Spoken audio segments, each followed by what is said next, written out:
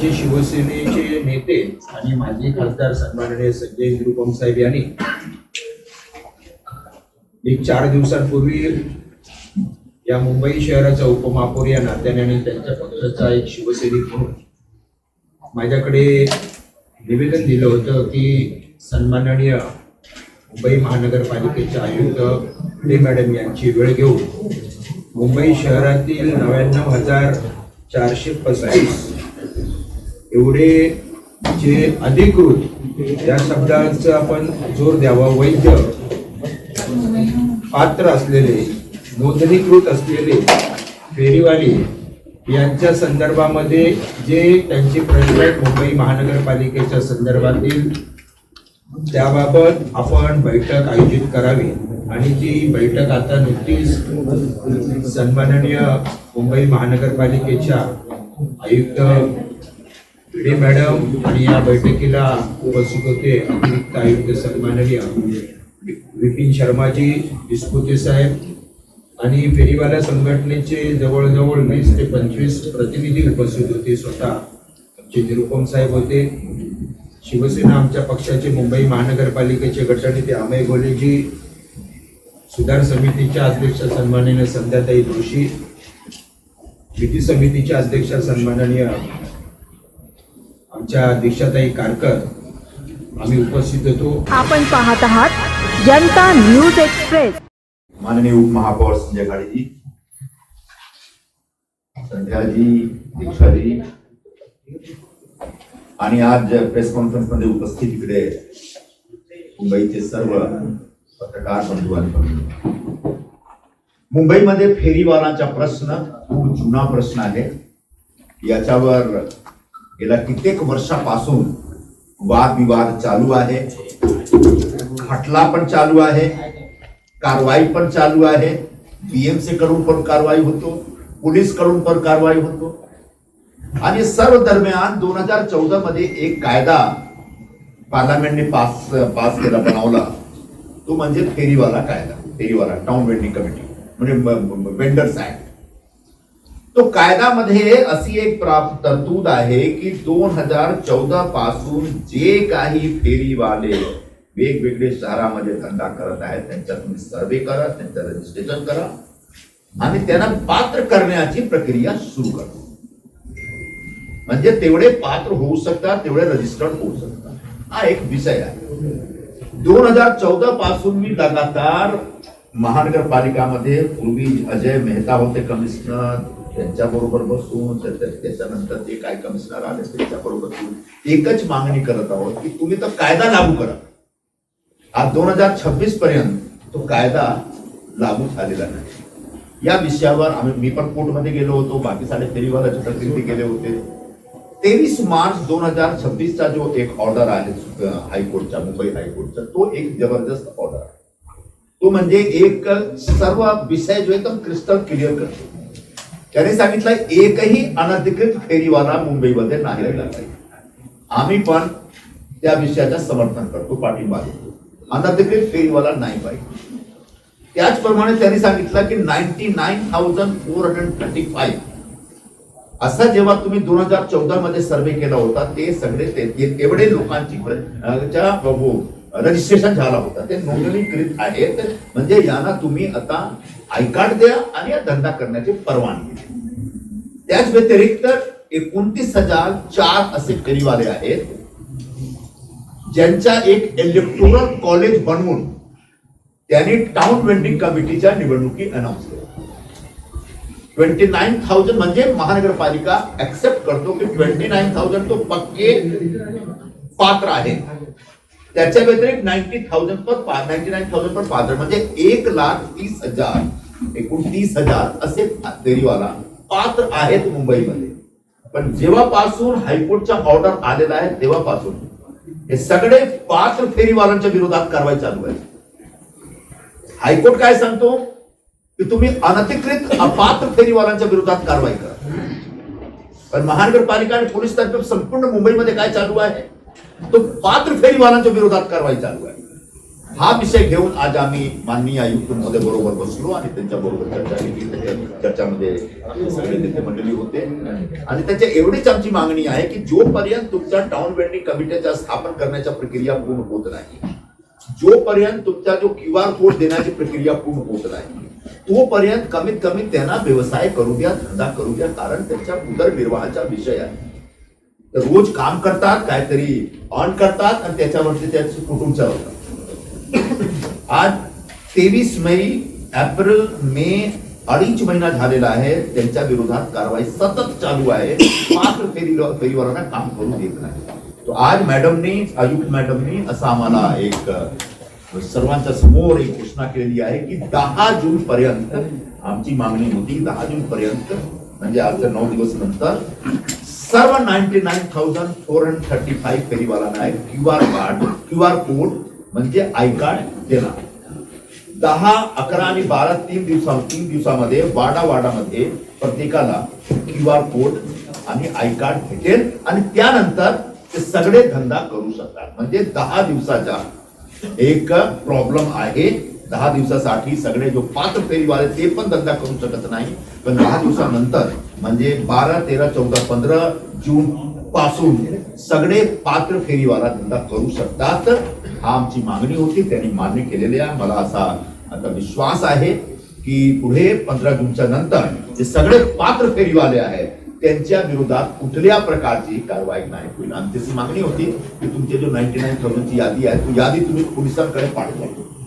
प्रत्येक पोलीस स्टेशनमध्ये त्या विभागामध्ये केवढे पात्र आहेत, नोंदणीकृत फेरीवाले आहेत, त्यांची यादी पाठवा. त्याने सांगितलं की 15 दिवसापर्यंत आपण सगळ्यांना पाठवणार आणि एकही पात्र फेरीवालाच्या विरोधात कारवाई नाही होईल.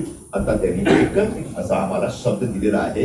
तोपर्यंत एक टाउन वेंडिंग कमिटीचं काम चालू आहे. टाउन वेंडिंग कमिटी स्थापित करण्यामध्ये थोडा वेळ लागेल, 1-2 महिना लागेल. एकदा टाउन वेंडिंग कमिटीची स्थापना होईल त्यानंतर तो कमिटी ठरवेल की कुठल्या एरिया हॉकिंग झोन होऊ शकतो, कुठल्या एरिया नो हॉकिंग झोन. महानगरपालिकेचं काही रोल नाही.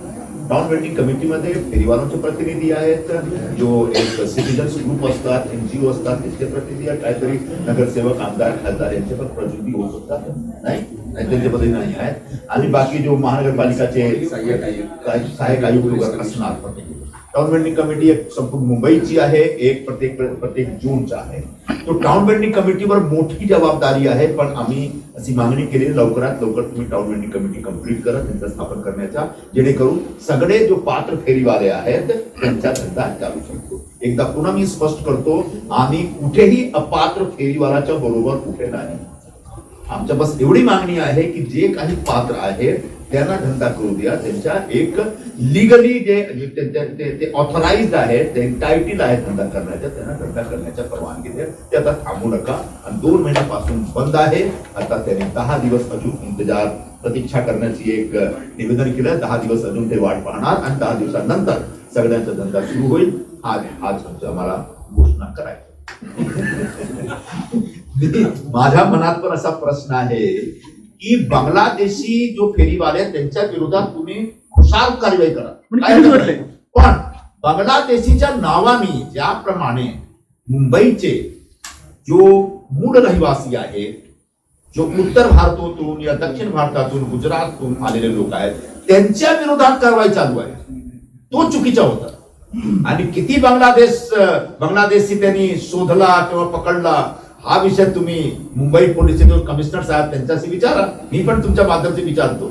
नाही, पण तुमचे मित्र पक्ष आहेत आणि 100 दिवसाच्या प्रोग्राम मध्ये प्रमुख मुद्दा घेतलेला होता केलेला आहे. मी प्रश्न विचारलेला आहे की किती बांगलादेशी घुसपैठिये, घुसखोर मुंबईमध्ये फेरीचा धंदा करतात याचा काहीतरी सर्वे करा आणि आम्हाला आकडा द्या. पण अजूनपर्यंत काही नंबर आमच्या समोर आलेला नाही.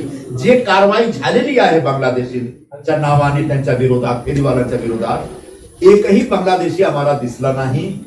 माझ्या पुन्हा एक मागणी आहे की बांगलादेशी फेरीवाल्यांच्या विरोधात कुशाल कारवाई करा. आम्ही तुमच्या बरोबर आहोत. पण बांगलादेशीच्या नावाने हिंदुस्थानचे जो नागरिक आहेत, भारताचे नागरिक आहेत त्यांच्या विरोधात कारवाई नाही केला पाहिजे. हा आमची मागणी आहे. पण दुर्दैव असं आहे की बांगलादेशच्या नावाने खूप सारे जो या देशाचे लोक आहेत, महाराष्ट्राचे लोक आहेत, मराठी भाषिक आहेत, उत्तर भारताचे लोक आहेत, गुजराती लोक आहेत, दक्षिण भारताचे लोक आहेत, त्यांच्या विरोधात जो खूप कारवाई झालेला आहे तो चुकीची कारवाई त्याच्या आमच्या विरोधात। अभी आगे तो तय हुआ है कि 20 जगह ऐसे हैं पूरे मुंबई में जो कंप्लीटली नो हॉकिंग रूल। ये स्टेशन के आसपास का एरिया जो सुप्रीम कोर्ट का ऑर्डर रहा है कि स्टेशन के बाहर 150 मीटर जो हॉकी नहीं होनी चाहिए, हम 100% एग्री करते हैं। क्योंकि मुंबई में जिस तरीके से लोकल ट्रेनों में बॉम्ब ब्लास्ट वगैरह हुआ, हमारे सब निर्दोष लोगों की जान गई है, उस हिसाब से सिक्योरिटी इज एकदम टॉप प्रायोरिटी, बीजेपी की टॉप प्रायोरिटी। तो 20 जगह छोड़ के हर जगह हॉकिंग जोन है। फिर भी आने वाले दिनों में कौन से हॉकिंग जोन को बदलना है, कौन से हॉकिंग जोन को नो हॉकिंग जोन करना है, यह टीवीसी का काम है। बट उससे पहले 99,435 फेरी वालों को आई कार्ड दे दिया जाएगा और आई कार्ड देने के बाद उनको धंधा करने का अधिकार मिल जाएगा। हाँ, अब वो उस आई कार्ड में एड्रेस नहीं है, गली का नाम नहीं है, मोहल्ले का नाम नहीं है।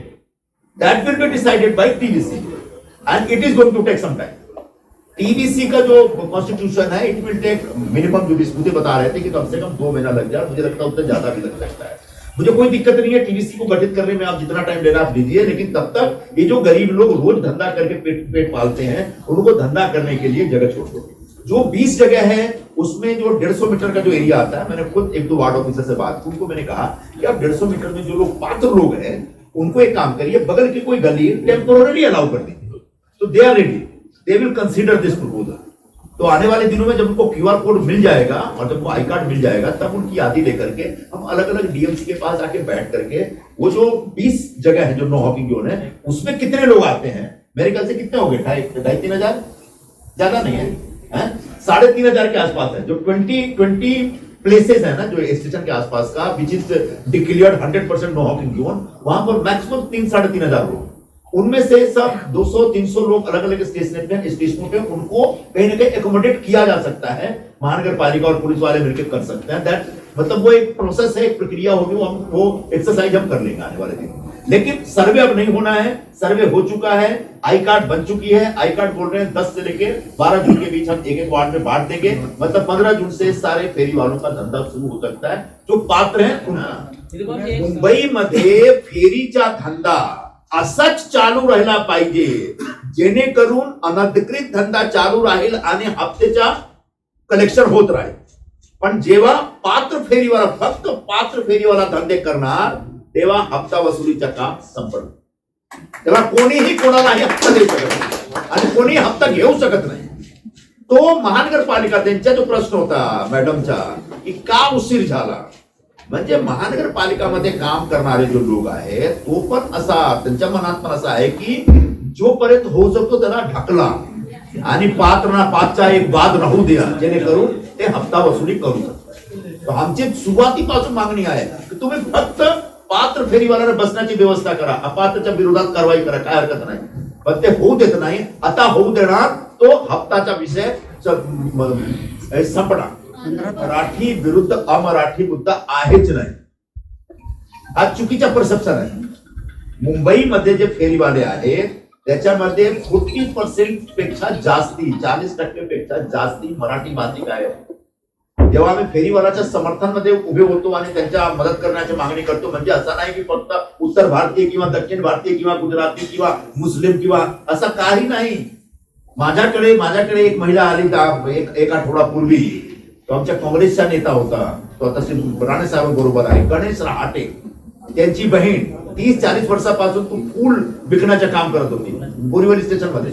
बोरीवलीचे जो आमदार साहेब आहेत त्यांनी एवढा एकदम आतंक मचवला तिकडे की तो बाईचा धंदा त्यांनी बंद करून दिला, रहाटे मॅडम। तो असं नाही की मराठी लोकांचा पण धंदा ते बंद करवतात। याच्यामध्ये तुम्ही मराठी अमराठी कृपया करून आणू नका, हा विषय नाही, हा लोकांच्या उदरचा विषय आहे।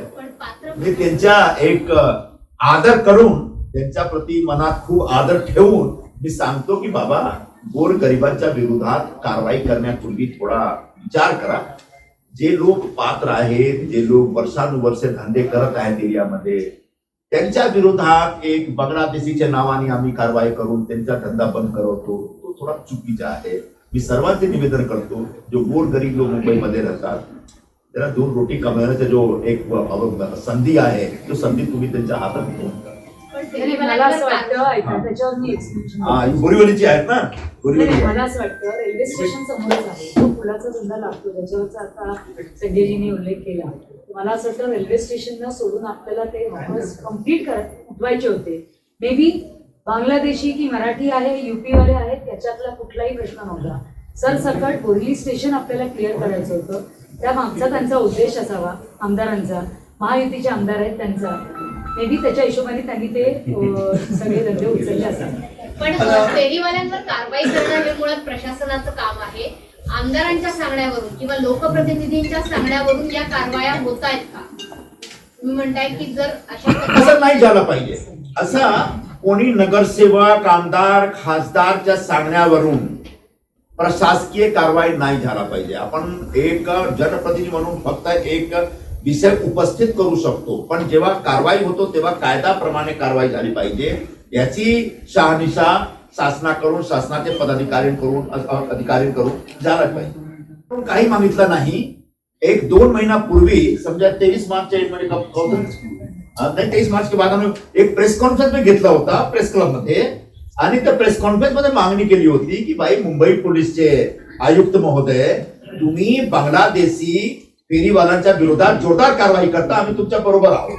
किती बांगलादेशी तुम्ही पकडला त्याचं नाव तर द्या कमीत कमी मला. कुठून कुठून तुम्हाला भेटले तो? आजपासून आजपर्यंत एकही बांगलादेशीच्या नाव आला नाही. तो काय नाही, बांगलादेशीच्या विरोधात कारवाई केलाच पाहिजे, पण बांगलादेशीच्या नावाने आमच्या लोकांच्या विरोधात कारवाई करू नका, एवढी मागणी आहे. हा प्रश्न फक्त भाजपच्या नगरसेवकांच्या ऑर्डर नाही आहे, हा सर्वच पक्षाच्या, विशेषतः तुमच्या सुद्धा पक्षाच्या नगरसेवकांच्या ऑर्डरमध्ये हा प्रश्न आहे. विधी समिती अध्यक्षांनी सुद्धा मागे एकदा असाच ते मीटरचा जो झोन आहे तो सुप्रीम कोर्टचे आदेशाप्रमाणे नो हॉकिंग झोन डिक्लेअर झालेला आहे. असा 20 ठिकाणी मुंबईमध्ये आहे. अच्छा, आता त्या 150 मीटरच्या झोन मध्ये समजा कोणी पात्र फेरीवाला आहे, त्यांच्यावर आम्ही अन्याय करू शकत नाही. तो काय व्यवस्था आहे, त्यांच्यासाठी काहीतरी पर्यायी जगा दिला पाहिजे, ही मागणी आहे. म्हणजे अनधिकृत लोकांना तुम्ही उभे करू नका, तुम्ही बसू द्या, मी तर सांगत नाही. जे पात्र आहेत त्यांच्यासाठी एक दुसरी तुम्ही पर्यायी व्यवस्था करून द्या. सर, बांगलादेशीच्या आड कुठेतरी उत्तर भारतीय आणि एकंदरीत मराठी फेरीवाल्यांना देखील कारवाईचा सामना करावा लागला असं तुम्हाला म्हणायचं का? बांगलादेशी फेरीवाल्यांच्या विरोधात कारवाई झाली पाहिजे याच्यावर काही मतभेद नाही. शिवसेना पूर्णपणे या विषयावर उभा आहे, पाठिंबा देतो. पण त्यांच्या नावाने जेव्हा तुम्ही कारवाई करता तेव्हा जरा एक एक एक एक सावध राहा की आमचे लोक तर नाही आहेत ना, भारताचे लोक तर नाही आहेत ना, मराठी भाषिक तर उत्तर भारतीय तर नाही आहेत ना.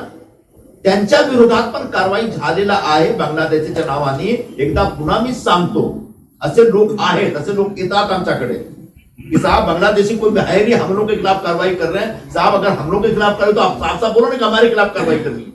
इस तरह तो लोकांमध्ये एक संभ्रम निर्माण झालेला आहे, हे माझ्या सांगण्याचं तात्पर्य आहे. आज एक अधिकृत फेरीवाल्यांच्या प्रश्नांबाबत खूप महत्वाचा असं न्याय आजच्या बैठकीमध्ये आम्हाला मिळालेला आहे.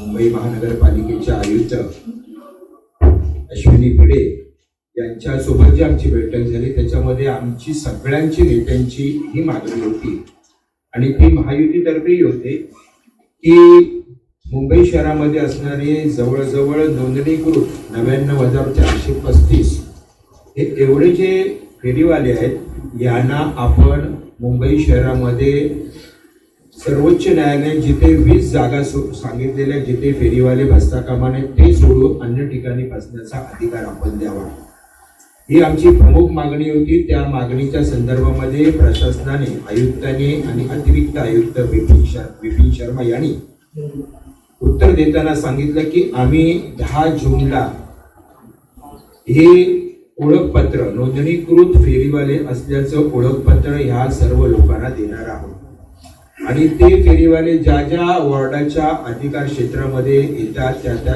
वॉर्डमध्ये त्यांना हे ओळखपत्र दिली जातात.